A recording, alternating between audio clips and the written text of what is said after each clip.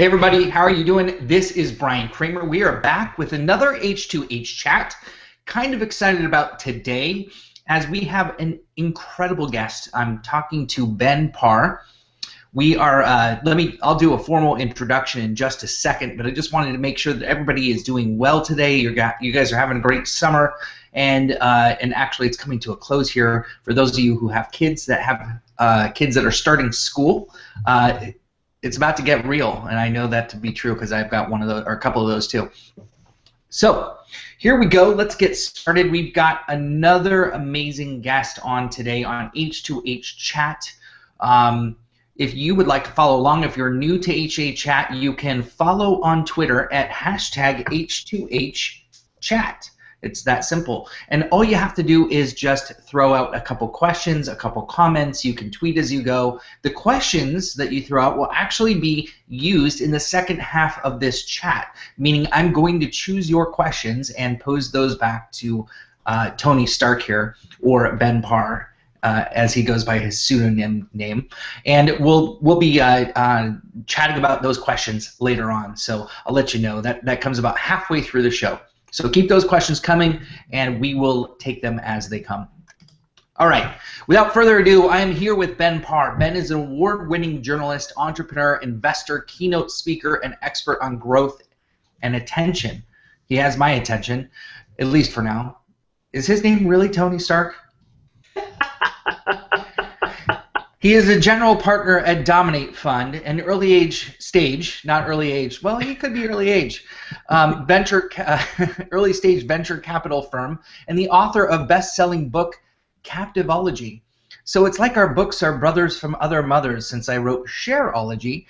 His book is about the science of capturing people's attention, named the top marketing business book of 2015 by Strategy Business Magazine. He's the curator of Tech Caucus, of which I am a subscriber, a happy subscriber. Thank you so much. It's a weekly newsletter that anonymously, that means no one knows how they do the polls. And the polls come from the leaders of the tech industry. He's a growth and marketing advisor to Lufthansa. I can always say that, never. Airlines, Ustream, acquired by IBM, Rebel Mouse, Angel Hack, and other brands, other really big brands. He is a columnist for Inc. magazine and co-hosts over Subscribed, a weekly podcast, and he is also known for being the co-editor and editor-at-large of Mashable and columnist for CNET. I could keep going on and on because his bio is incredible. Ben, how are you doing? I mean, Tony, how are you doing today? I'm doing fantastic. How about yourself? Doing great. Doing great. Happy Monday. It's great to be a billionaire playboy philanthropist. Yes. I was going to ask you how that feels. Thanks for offering up the feeling. How does it feel to be Iron Man? Well, it's you get sore every once in a while because you get like knocked around by Thanos and such, but when that's not happening, it's quite a great lifestyle, I have to admit. I bet. I just hope nobody blows up your house. That would suck. So don't remind me, that wasn't a fun time. So let's talk a little bit about you. Let me start with the obvious question. We'll start with the good stuff. There goes the title and the name again. You may see his title and name change, 8 times throughout this, as I've been told. I promised you 10 times. Oh, 10 times. 10 times. I can't wait. It's happened once. There are 9 more times. 9 more. And maybe there's a bonus. We don't know. Yeah. Unfortunately, you told me about this feature, and I'm going to abuse it. It's part of my personality. Good. Well, let me tell you about another feature. Because this is called the H2H chat, if you say the word human, that happens. So don't be surprised if you use the word human. Now, other friends of yours, like Brian Solis, Jeremiah Aoyang, and Robert Scoble, have put the word human to death, and I was clapping a lot. So feel free to use it as much or as little as you would like. All right. So let me start with a little bit about you and just ask you to share with us things that aren't in your bio, something that we don't know about you. What is it that's missing from your bio that we don't know about you? Oh, that's a good way to open it up. You ask good questions. I think it's just a personal like. There's every bio has a little bit of me. Things like my interest of scuba diving and skiing. Like, okay, here's an example. I'm a Thai citizen as well as U.S. I don't put it in all my bios, but I have a home in Thailand. I try to go to Thailand if I can every year. Wow. And why you have a home and you have family there? I have family. I'm half Thai, so Okay. I became a Thai citizen several years ago. You have the right as a son or daughter of a Thai citizen to be a citizen, but you got to go through a long process to do it. Wow. Interesting. So how long have you lived here, or were you born here? I'm born and raised in small town Illinois. Corn, pigs, soybean, cows. I had a very Midwestern, rural, very white upbringing. Wow. And tell me how is business different there than it is here? In every way. I mean, like a side tangent, it's part of why we're seeing the division of this kind of election. It's a different kind of world. I mean, I grew up. It was a fantastic childhood. Grew up, Boy Scouts, camping, driving around with friends. Such different than city life. I left it behind because I love living in San Francisco. I love cities like Chicago and New York. I'm more of a city person than I am a rural person, but I do miss just like opening a door and walking through the woods. Which one of the lucky things of living in San Francisco is that you have Muir Woods and you have great woods nearby. Absolutely. And so you get the diversity, which is awesome. And you live in San Francisco, but have you lived in other places? Croatia. Let's see, a couple other places. Croatia, Chicago. A little bit in Thailand. Mostly, I say now I live in airplanes, though. Right, and hopefully that's Lufthansa. Well, Lufthansa whenever I can. As you already mentioned, I sit on their advisory board. Right. Okay, well, let's dive into your book a little bit, Captivology. All right. All right. So the science of capturing people's attention. Give us like just background as to why you wrote this book. Why this book and not any other book? So I've had book offers over the years, but what kind of happened was, let's see, my background being one. I was an editor at Mashable. I eventually left. I started investing in early stage companies through my venture fund. And what I realized was all the companies were asking me for help in press, marketing, customer and user acquisition, virality, attention, all these key areas of how do you capture, maintain, and grow attention. And I realized that this was a topic that if I wanted to help my companies, I needed to research deeper. And it just became more and more interesting as I did that.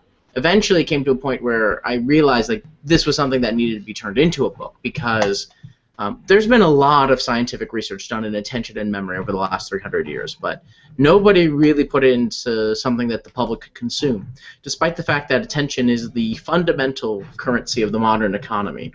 Without attention, nothing gets done. Without attention, nothing gets done. I had to do it once.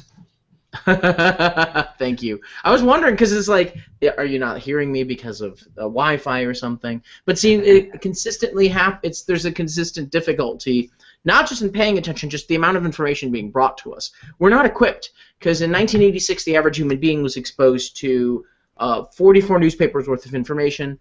By 2006, that number had quadrupled to 176 newspapers, and last year, Microsoft Research gave me these numbers. The average human being was exposed to 7 DVDs worth of information daily. So wow. There's just been this exponential increase, and yet we have the same 24 hours in a day, and that was kind of the reason why I did the book. So tell me a little bit about, in the book, you talk through the 3 stages of attention.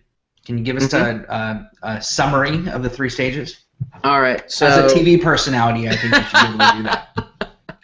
I'm sorry. I'm just so excited by that bottom third. So that's what I was thinking. Is like more than 10. I just have a feeling.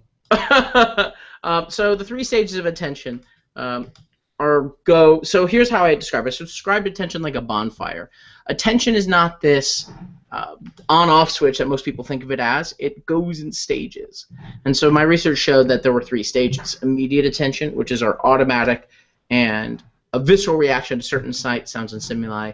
You know, if I go a loud sound, you might suddenly react. And it's a subconscious mechanism to protect us from danger. And that's immediate attention's role, to protect us from danger. If there's a bad smell, if there's a loud sound, if there's a bright yellow and black bug flying at you, you know to run away. You know that you need to defend yourself. You know you need to pay attention. Then you get into the next stage of attention, immediate attention, goes to short attention. And short attention is our conscious attention. It's when we focus on finishing a test or playing a game, you know, opening up Pokemon Go, whatever it might be. And then it goes to long attention. Now, before I go, short attention is controlled by this amazing system called working memory, and it's the short-term memory system of the brain. And it helps direct how our attention behaves, and more importantly, what goes into long-term memory. And the big goal here, and the big thing I want to stress, is that attention and memory are intrinsically linked. You cannot pay attention if you did not remember. And so your goal is to get people to remember. And so that's where the third stage of attention, long attention, comes in. That's our long-term interest in something. It's the difference between you have like a phone company advertising to you nonstop versus you lining up for a new Apple product because you become a fan, because you become loyal, because now it's not you going out for attention, it's them coming to you. It's the opposite, you know? And that's long attention, and I think that's the most important. And so you build it up like a bonfire. Bonfire starts with a spark, a kindling. The spark and the ignition. It goes to the kindling. That's short attention. And then it goes to the big logs that go off all night. That's long attention. I think we're going to have to come up with a sound for the word attention, because that's being... Say it so much, I know. That's going to be a good word for today. So wait, I hear that if I say the word human, something will happen. Okay, I had to know. Awesome, awesome. Well, see, do I abuse that more, or do I abuse the lower third more? I don't know. This is the question. We'll find out. And will we be paying attention? There is such a thing as sensory overload. I am worried that the more I do these lower third changes, the more people will not be paying attention to me, will be paying attention to lower third. But I can't help myself. I'm like a little kid at a playground. There's only so much willpower I have. I can see that. This is going to be a great interview. So let me ask you this: with the noise level, the volume, the sheer volume that we've got in the world, what is your advice? What's your opinion on the ways that we can cut through the clutter? So I don't think of it as much noise as much as it is just a sheer amount of information being put at us, and so we feel like we have to yell in order to rise above the noise. And the honest truth is that you don't have to. And in fact, the yelling and the or that's the look at me kind of era doesn't actually capture attention for that long. You'll totally pay attention for a short amount of time, but there has to be something more substantial. And so what I came up with in the book, what I found was what I called the captivation triggers. And these are 7 scientific triggers that capture our attention at every stage. And they capture our attention at a fundamental psychological level, regardless of whether you are what country or what industry. They're fundamental to human nature, and thus they work across the spectrum. Okay, so give us one. What's one way that we can do that? So let's start with the first one, automaticity. It's the fact that we pay attention to certain sensory inputs more than others. As an example, Bryan, if you're a hitchhiker on the side of the road and you want to have the best chance of being picked up, what color shirt do you think you should wear? I'm going to go with orange. Orange. I thought you were going to say no shirt. Ah. No, that's not the answer, actually, funny enough. Okay. I'm sure, though, that would actually work, but that works for a different scientific reason I'll explain in a little bit. So there was a French scientist who did a study on this, and what he found was that on average, the answer is it's gender specific. If you're a man, any bright color works. Orange, neon, yellow, because they have high contrast with the ground and the surroundings. And so our eyes automatically pay attention to anything that has a high contrast. It's automatic, and scientifically, our eyes gravitate towards high contrast, just like a bright light in a dark room. But there's also associations that really matter. So when they did this test with women, what they found was on average, women were picked up about 13% of the time, unless they were wearing the color red, in which case they were picked up nearly double, 21% of the time. And that's because of our subconscious associations we have with red and romanticism. In fact, if you just put a thick red border around a person's face, the opposite gender rate that person is more attractive. It's a subconscious automatic kind of thing. We have unconscious associations with different colors and sights and stimuli that affect the way in which we pay attention. So you've got a slew of great tweets coming in here. Obviously everybody here is paying attention. So I'm having a hard time paying attention between what they're saying, what you're saying, but I'm kidding, of course. Anyway, the ability to cut through the clutter is something that that anybody can do. That somebody with no followers, with no social media presence, could they cut through the clutter at a great level? So cutting through the clutter, anyone. So here's what I'm trying to say. Anyone can do it. It's just a matter of the techniques in which you use. And one thing I like to tell everybody is that it's good to court attention for the right cause and the right ideas, because you have to in the modern era. It's not possible to just build something and expect people to come, which is part of the advent of social media. Social media helps cause the problem, but it's also part of the solution to the problem. You have to use it in order to break through the noise. But the question is, like, are you just posting an RSS feed of latest articles, or I was looking at someone else's this morning, of horoscopes for Gemini? I didn't even understand. Or are you creating content people actually want, or as a part of a bigger trigger, content that violates their expectations of the world? Is there an ROI on attention? In what way do you mean ROI? Is there any kind of return on money that you might spend? Well, absolutely. Because you can't make money without people's attention. They have to pay attention to listen to your pitch, to hear about your company, to hear about your product. There is no, like, I have not created a specific measure. I have been asked to do this, and I'm still been pondering how do you create a specific ROI for attention, like a specific metric. But that said, attention clearly translates into dollars, into sales. Without attention and focused attention, you have nothing. Again, attention and memory are intrinsically linked. But I've been trying to figure out, and maybe you have an idea of how you would create an ROI specifically for attention. Because there's certain ones that exist on the internet, things like time on page and page views and things like that. But I think we can do better than that, especially in the real world. Yeah, well, just in my world, the only way that I've been able to quantify it is through influence, specifically influencers. Especially when influencers are under the rule of Jack Sparrow. But that said, when they have you can't concentrate at my beautiful hat. God darn it! I'm trying, but every time you change that, I'm like, oh. So anyway, the influencer programs, like what we do with larger companies, when they have an influencer program, we can track the volume of shares that they put out down to the potential purchase of a product, and that's attention right there. But on the greater world volume of information, like when you worked at Mashable, how did you capture and quantify attention? Well, at Mashable, you would quantify it through the page views and through how long people stayed on site.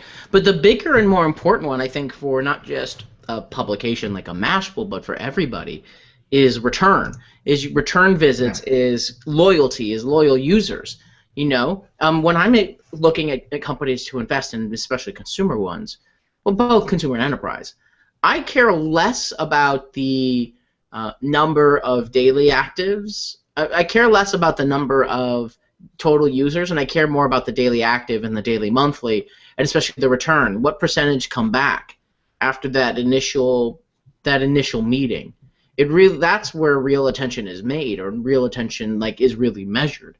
Because you can get someone to pay attention once, or you think they did, but does that convert into long attention? That's the big question. Right. Right. Okay. So long attention is where the ROI exists. Would you agree with that? Yes, exactly. Apologies, I have a little button here on my microphone. It goes back and forth. Yes, exactly. Okay. All right. So also in your book, and maybe even the majority of your book, you talk about triggers. Yes. Let's dive into triggers, just for sake of definition for everyone out there. Give everyone an idea as to what kinds of triggers you're talking about, and then we can dive into maybe a few of them. So there are 7 triggers in my book. I'll list them off, but I highly suggest this great book that everyone can read if they want to understand the science of attention. Sorry, I'm required legally by HarperCollins to do plugs. They are automaticity, framing, disruption, reward, reputation, mystery, and acknowledgement. And those are the 7 that you have to use in order to capture attention across all 3 stages. I'd like to acknowledge what you just said. You're doing a good job already. See that?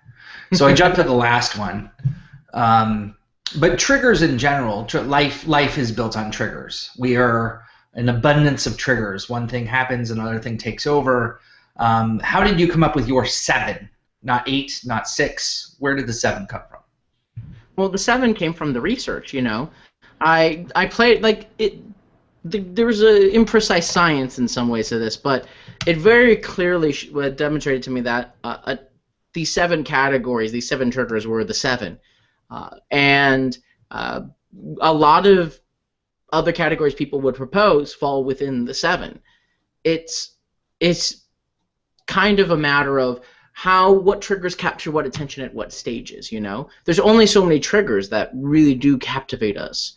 And I tried to just distill it to as few as I could possibly, into as clear of categories as much as I could. And do you have a favorite? Favorite? Favorite? No, it depends on the stage. But I will say, disruption is the most fun of all the triggers, because that's the one where you get to do the crazy stuff. If you do it right. Okay, so give us an example, maybe a prime example of, because I would imagine you can use a couple triggers. You don't have to just use one. You can use 2, 3, 4. Maybe, have you seen one that used all of them? Well, so here's the big thing about the triggers. You don't need to you never use all of them at one time for one campaign, because you're not you have to know what stage of attention are you trying to capture. For example, automaticity is a great tool for capturing immediate attention. Disruption, the fact that we pay attention to things that violate our expectations, is the tool for short attention. And mysteries and acknowledgement are tools for long attention. And each one is a different trigger for a different stage. You're going to mix and match. But it would be really hard for a single campaign to use all 7. It's doable, but you don't have to, is the big thing. Pick the stage of attention that you're trying to capture and really hone in on that. And the triggers that capture it, Okay, so give us a campaign example that you saw that really used triggers well. So I talk about a couple examples in the book, like advertising campaigns. I really like what the Old Spice campaign did. Well, let's pick one maybe. Why don't I actually tell you about one that failed, and I'll explain why. Great. So, do you remember Quiznos? Yes. I think they still have a few around. Oh yeah. They have them all over here. So Quiznos not exactly doing all that great, hasn't been. What happened years ago is they did this campaign, and what they had was these mutant-looking rodents. I could find pictures of them singing about foods, dancing next to your food, and it was just the most disgusting thing. I'm just like, why are you you're trying to sell food? Why do you have rodents dancing around your food? Now, it does capture attention because it captures what I call the disruption trigger. because it violates your expectations of what's supposed to happen. But it does not convert into sales or long attention because it's not significant with the brand. It does not match. So like, think of it this way: a Lil Wayne or a Seth Rogen or something can say something off the wall or even racist or sexist, and it's sort of acceptable-ish because of their brands. But if a major politician, not named Donald Trump, does that, Hold on one they sec. are out of office. But Hold on one sec. You still there? I am here. Can you hear me? All right, we're having a little bit of slowdown on the internet.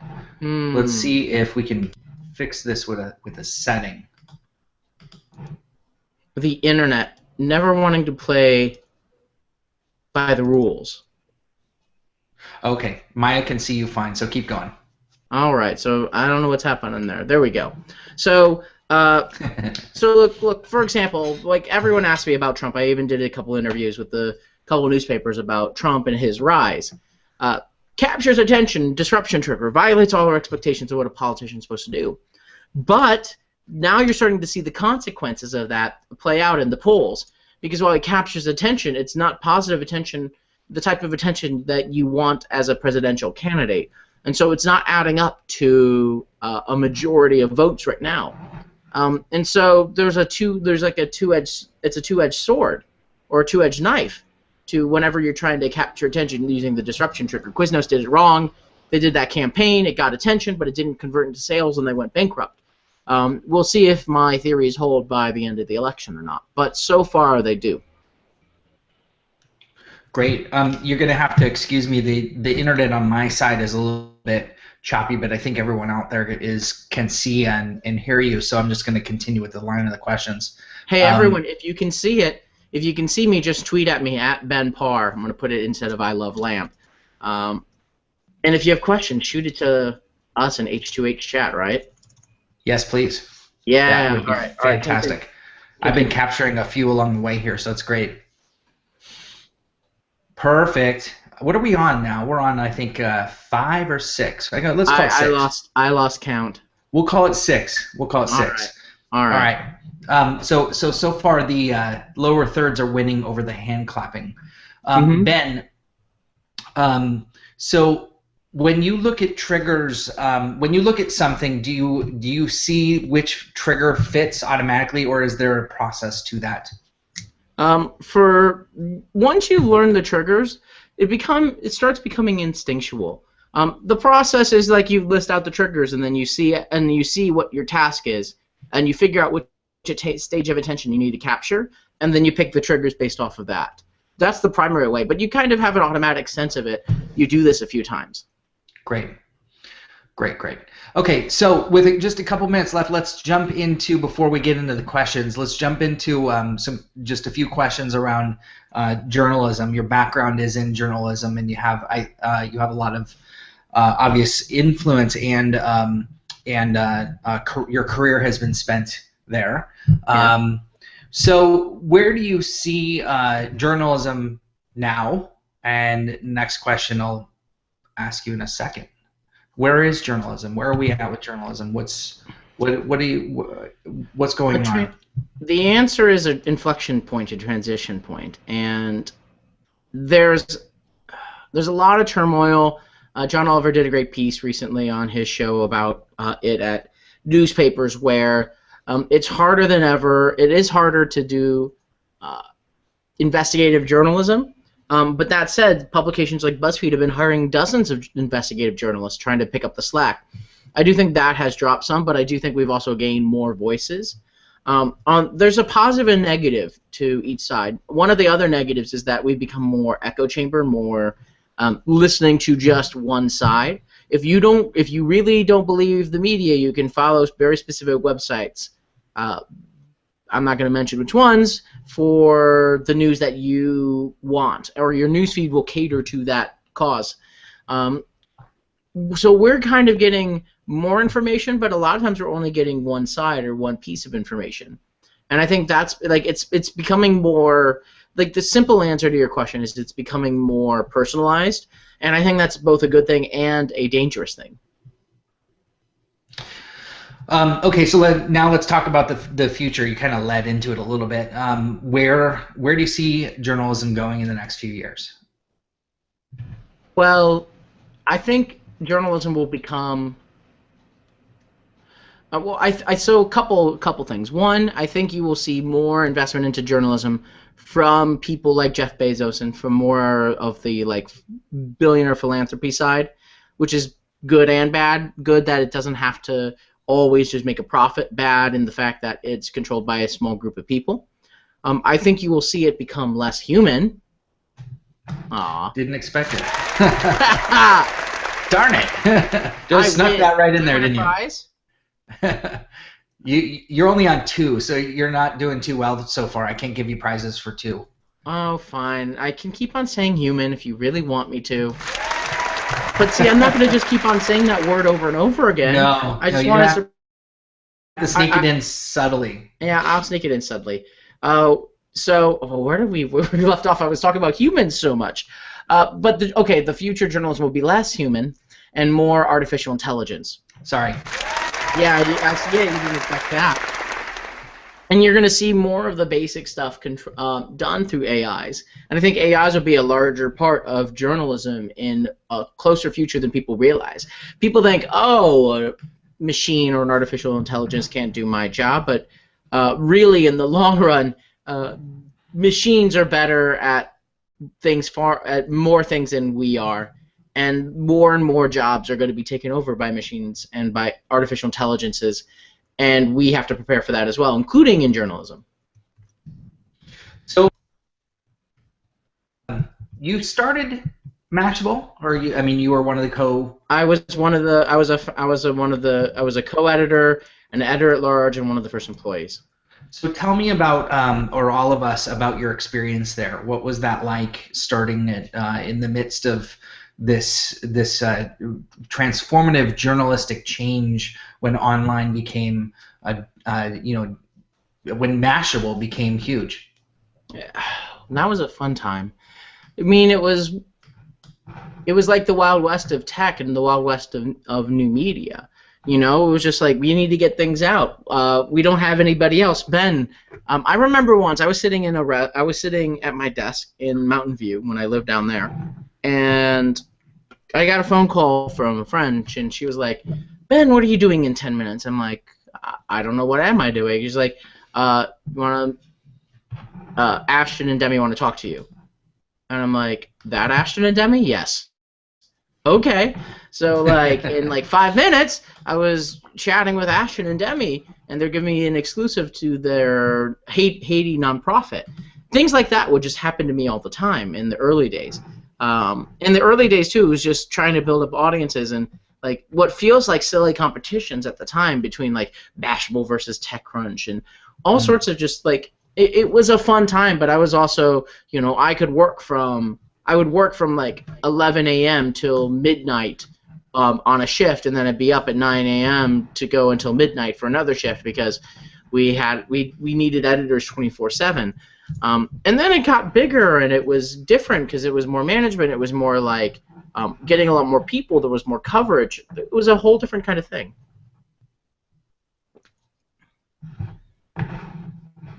So it was a fantastic experience, and I'm very grateful to Mashable for what it gave me. So, I forgot that I can change. I forgot I can change mine. Well, you didn't press the button. I said human. You know what? My mouse just gave way. Oh, so I'm breaking your mouse through the power of lower thirds. You are. Oh, there it is. Alrighty. There we go. It's a delayed human response. So, now that we've kind of covered a little bit about your book, we've gone into your expectations of journalism, a little bit about Mashable and what it was like to work there. We are going to dive into some questions here from everyone on Twitter. There's some great ones I've got scooped up. Just letting y'all know, as you want to pose those questions, please make sure you use hashtag H2HChat so that I can then take those and get them over verbally here to Bryan Kramer, the Chief Human Officer. Which Bryan Kramer, though? Well, that'll be interesting. So, Ralph, we just got your question. Thank you so much. All right, so we're going to dive into that, but just final question before I dive into the Q&A. You're now a venture capitalist, so you've gone from reporter to book author to venture capitalist.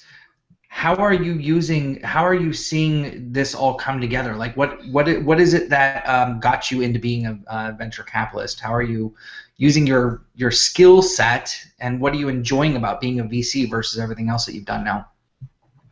So I'd like to tell people that I think the skill sets that make for a great journalist are the same or similar to the ones that make for a great venture capitalist. Great journalists can process large amounts of information quickly. They can build audiences. They network extremely effectively. They're great communicators. They have the capability to see trends that others don't and explore those trends. Those are all things that both journalists and venture capitalists have to be able to do. And those skill sets have been very helpful in terms of getting deals and helping my companies and all the important things that come with venture capital. I kind of consider myself a hybrid of all the things. You know, I still do media, I still do journalism, I do writing. I also invest. I also start things. I also sit on boards. I think of it less as like I have one specific and individual title. Maybe that's why I keep on changing the lower third. You know. But see, you got to change the image too, Mr. Ben Parr. They got the magical image-changing powers. So see that? Yeah, I see it. You got it. So I never looked so pretty though. That's the problem. See, I'm not that pretty. So it's almost accurate. It's almost there. Well, we will. I'll keep trying. One day I'll see if I can. I've gotten you into this. Now I've taken you into this deep dark hole. Yeah, and I don't regret it, but I'm so sorry for the rest of your audience that's going to have to deal with this for the next 15 They are having years. so much fun right now, I can't tell you. Mm-hmm. All right, so let's get into the questions. The first one is from our good friend J.S. Gilbert. He is asking, why do so many businesses tend to overlook or poorly use email? Is it still good for getting attention? Is what good for getting attention? Email. Email. Well, God, yes. Email still, look, it's not about you replacing one form of medium to the other. It's about being on multiple different mediums. Email is still a core of everything we do. Great newsletters still do really well as businesses, as marketing. So absolutely, email is still very important. But I would also stress that, for example, the newer generation is moving away a little bit from email. They use Messenger. They use chat more, which is part of why you're seeing the growth of chatbots and AI, because we're moving away from the longer form emails to shorter form messaging. Okay, so the longer form and the Captivology audience is looking for ROI based upon long form. Would you consider email long form? It's a longer form than Messenger or iMessage or text. So in that sense, yes. It's a comparative point, right? We still have not yet gotten to just emoticons, but people have been launching social networks around that. Great, good stuff. Okay, moving on to. Are you going to ask me about my questions? It changed again. Wow. Yes, I'm the only human to go to Mars. And you are button. You're a crime-fighting criminal. Michelle, sorry, Michelle, I'm gonna not say your last name right. I know it. Dizibon said, "Are you creating content that violates people's attention of the world?" Not enough. I want to create more content that violates attention. I think, again, this is the biggest way to capture short attention is through the disruption trigger. And kind of like the very basic rules of creating content that violates expectations, it has to be simple, so one clear idea. It has to be significant, so it has to match the identity of the brand that you're trying to make. And it has to be those are the two key rules. I'm forgetting there's one other key rule. It has to be surprising. There we go. It has to be surprising in some way. Those are the three key rules, and if it's those three, you have a chance of captivating people through the disruption trigger. Great. Okay. Annabella, a good friend of H2H chat here and ours, said, "What's your take on disruption to capture people's attention overall?" I just slid the word overall in there because we did talk about that a little bit before, but I think a lot of people came on a little bit after that. Overall, just capturing attention? Yeah, using disruption. Well, those are disruption are those three key rules, right? Simplicity, surprise, significance. Like the Old Spice guy is a perfect example of that because he surprises you every 5 seconds with a different thing. Diamonds come out of his hands. Some other crazy thing happens.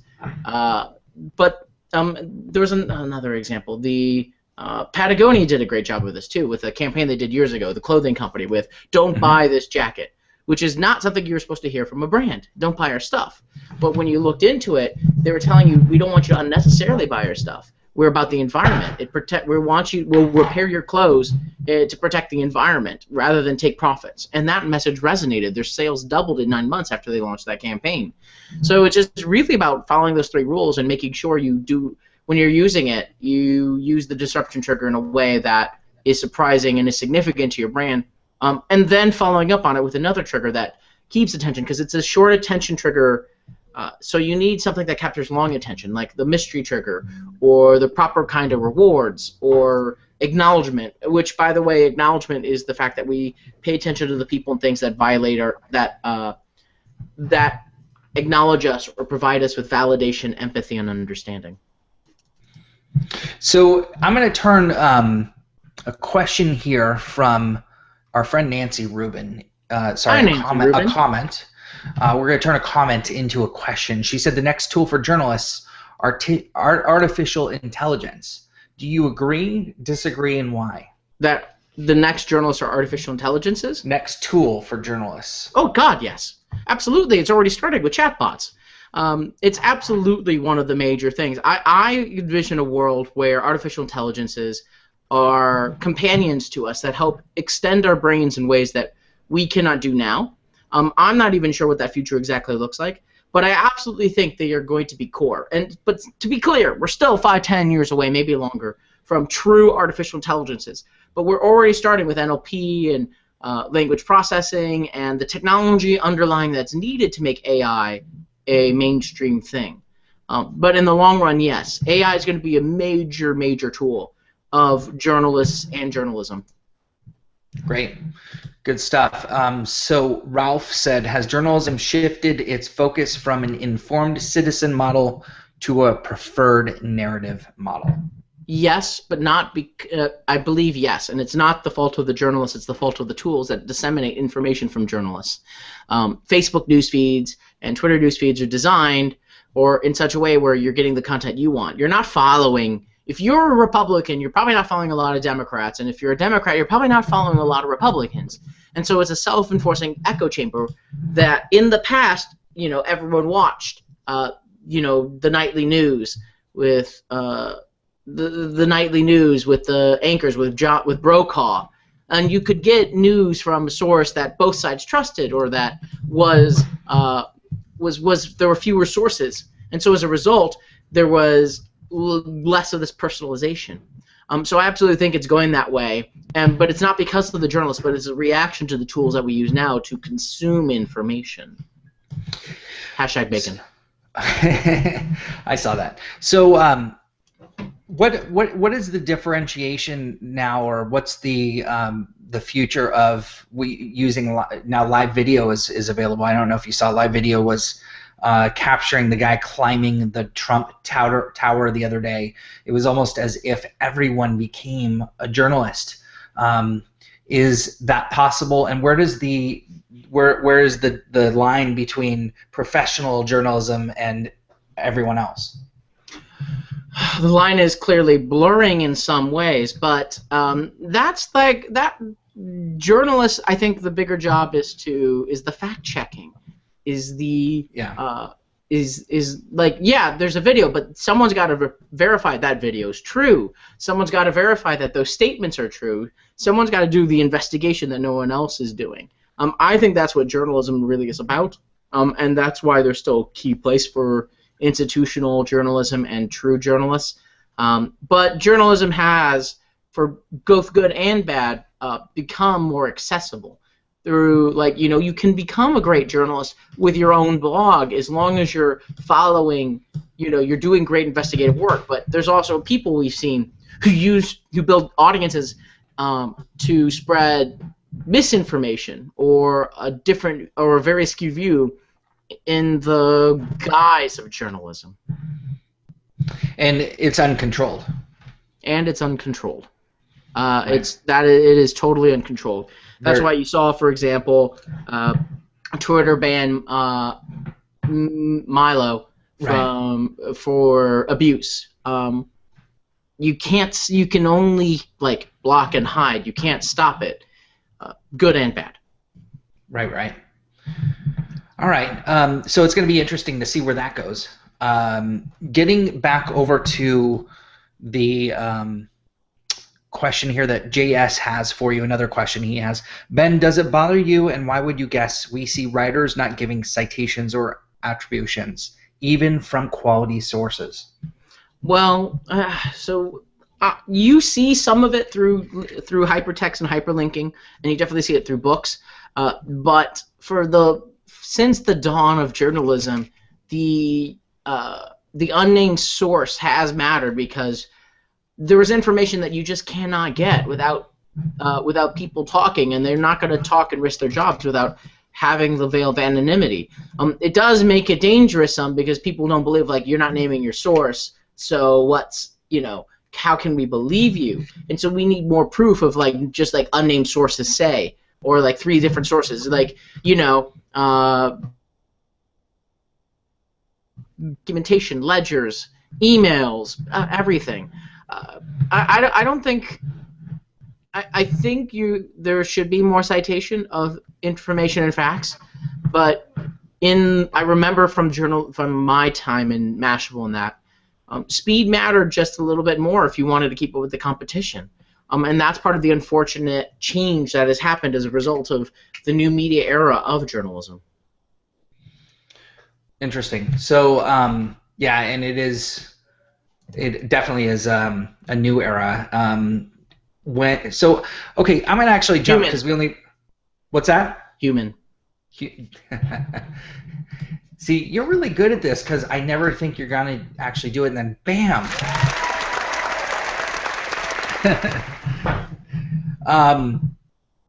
Okay, so see what you do there. You do little sidetracking areas. Yeah, I know. I just derailed the entire conversation by saying human. Yes, you did. But this time, I'm on you. Okay. All right. We'll see. Okay. So let's just stay on that track a little bit with live video. How do you see live video? You've been around the block. You know how attention works. You've seen it work. You've seen now live video enter stage right. What is live video now, and what do you think it'll become? So, I've had a lot of experience with live video, sitting on as an advisor to Ustream and advising other video companies. It's interesting because Facebook, I didn't think was going to dominate the live video scape when they had the war with Periscope and Meerkat, but they were able to win because they were really dedicated. Whether or not that means long term that's going to end up being anything, I don't know. I don't know what will happen with live video specifically. It's very important. There's going to be a place. You're seeing, for example, live video being very important with the Olympics, because who wants to watch a delayed telecast? but like people are being made into stars through it. But I don't know if I think it's going to be like the big way in which we consume content. It's just yet another medium that you that provides a different experience than, say, a YouTube recorded video or text interface. It's just one of the many components. It does add a sense of realness, a sense of like the ability to actually have a conversation like we're having now. Is only doable through live video. That's why it has a place consistently. Yeah, it's going to be interesting to see how news channels use news from the public, if you will, because they can get there faster. They can record it faster, so it's going to be very fascinating. Now, I'm going to switch over to Beep Boop Boop and talk to you a little bit about that. Where do you see the trend in Beep Boop Boop, and how do you see it happening? Did I just give you a topic through Beep Boop Boop? Do you actually want me to answer that one? Because the answer would be artificial intelligence, which I've been talking about. I seem actually a decent amount in this conversation. You what? I was going to say, I've been talking about AI a lot in this conversation. Yeah, and people are bringing up AI quite a bit, so it seems to be a general topic that everybody's interested in. So the other note I will have, there's a great video that everyone should watch. I'll tweet it out after this. If you follow me, you'll see it right after this. It is a video done by CGP Grey on automation and how it's going to change the entire economy and how we're not ready for it. And really? I've been thinking about ways in which to prepare for it, and I think the government is starting to think about ways, and I'm hoping that we really think about how do you make a world and an economy where I believe personally the vast majority of people do not have to work in order for society to function. And if that's the case, then how do you build an economy where your self-worth should not be entirely based on what you do? Because we need less and less manufacturing jobs worldwide in the long run, because robots and machines are always going to do it better than humans, and they're always going to be more efficient. So, like, the idea, like, this is the things that I think about on a daily basis. How they're going to replace humans.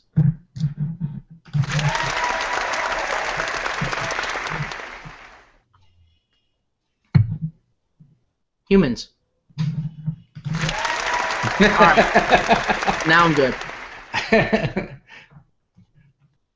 So, okay, I want to jump now into a different topic. We're going to pivot a little bit because your book's about the reputation trigger.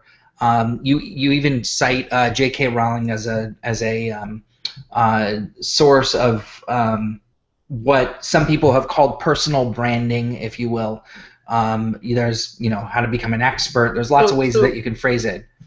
So the specific on J.K. Rowling, no one bought her book when she was Robert Galbraith, but the moment you put her name on it, same book, different name, suddenly it's a bestseller. Reputation trigger. Yeah. Okay, good. Thank you. So she obviously has a strong personal brand.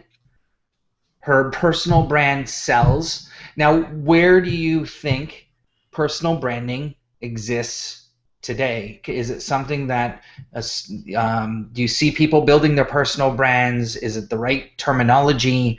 Is there something different there that people will start to veer towards, or has nothing changed around being an expert, being a well-known person, if you will? You have asked a very broad question, fellow human, and let me see.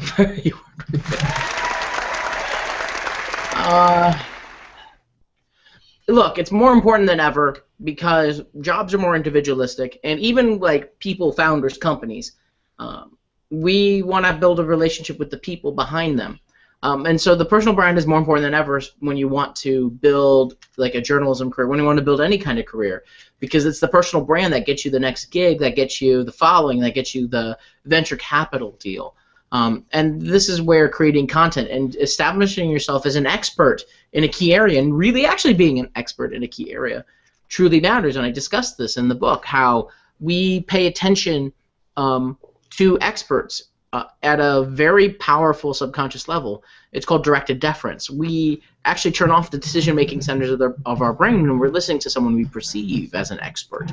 it's a really powerful impact on our attention. And so you have to establish your expertise. And luckily, things like social, blogging, video, all these things help establish ourselves as experts, because we have more information and more division, so we need to branch out and be experts in more and more specific areas for the rest of society to function. Can a person be a brand? A person is a brand. Okay. They always are a brand, whether they like it or not. And so personal branding and experts coexist. Yeah, to me they're very similar, the same thing. A personal brand, well, so like an expert is a good personal brand. If your personal brand is people see you as a dumbass, that's not going to be helpful in the long run for your personal brand. But if they see you as an expert, that's what's helpful. We have a sound for that. Not good in the long run. Okay, so let's end this with a question around your own personal brand. What is your personal brand? What do you want to leave people with? If they were to describe you and you had a chance to really craft your personal brand the way that you want it to, how do you want to be described? So I think that changes from time to time, but the answer is that I'm an expert on attention and on understanding how you build attention, whether it's through marketing or whether through advertising or building fan bases or through speaking, whatever it might be. I've spent a lot of time really researching and understanding that. And I'm an expert in technology and really understanding how new technologies impact the way in which we live. How I apply that, it depends, but I'm an expert in, I think, those two key areas. Or at least I try to be. Fantastic, man. I really appreciate it. Everybody knows where to reach you on here, but say it one more time just in case somebody's watching the playback. All right, so, well, I'm not Ellie the dog. This is my sister's dog, Ellie. I'm going to change the lower third one last time, and it's going to have my Twitter for all of those who want to tweet at me or Facebook me, because it's all the messages, all the places are the same. At Ben Parr on Facebook, Twitter, Snapchat, every social platform. benparr.com if you want to see the media stuff, you want to get the book, you want to subscribe to the newsletter, you want to book me for speaking, whatever it might be. It's on those two things. Fantastic. Thank you so much. I really appreciate it, Ben. Absolutely. Thank you, everybody. I'm seeing all your tweets. They're awesome. Yeah. We just hit a few of the questions. There's a lot more there. And then also, everyone, we're going to be back next week with Mark Fidelman.